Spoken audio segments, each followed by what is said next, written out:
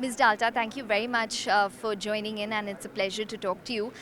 If you could just start by telling us about where exactly does your vaccine, your COVID-19 vaccine, stand as of now?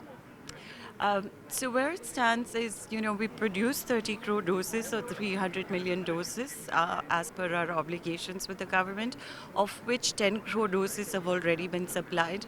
And this vaccine was used specifically in the age groups of 12 to 14 years of age.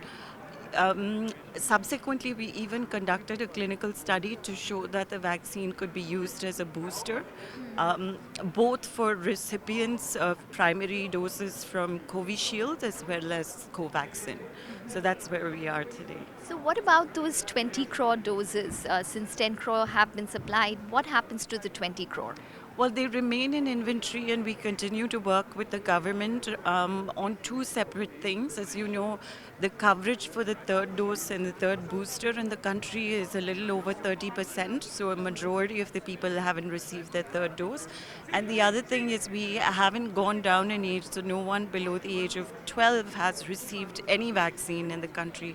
So, we continue to work with the government in order to look at what's the most ideal deployment for the remaining 20 crore doses. What happens to life post COVID-19 in terms of a pipeline for the company? Luckily, we've had a very robust pipeline that we've been continuing to make investments despite COVID. So we're very happy to report that our pneumococcal conjugate vaccine, the 14-valent, received approval in India. And we hopefully will receive pre-qualification in due course, 6-8 months.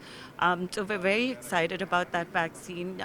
We also have a pneumococcal conjugate 24-valent vaccine that's completed phase 1 studies.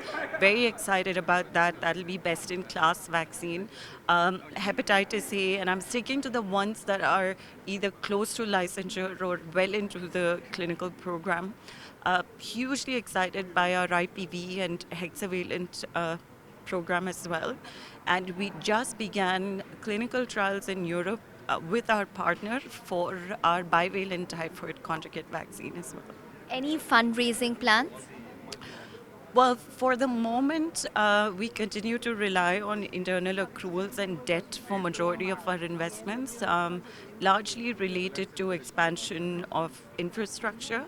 And we'll continue to explore opportunities to have access to capital based on the different needs of each of these businesses. Would divesting any kind of stake be on the cards?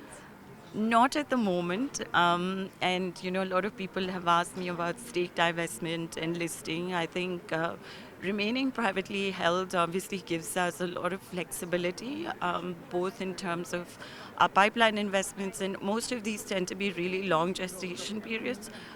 So at the moment, no. But it's never say never, because each of our businesses have, evolved differently and will have different capital needs. So we'll remain open to exploring and considering all our options. What about listing? Like I said, not at the moment, because it's, being private affords us the flexibility. So, but again, should our business needs an access to capital that involves a listing, by all means, but I don't see it happening in, kind of the immediate future. All right, Ms. Dalta, thank you very much for joining Thanks in so and much speaking with for us. speaking.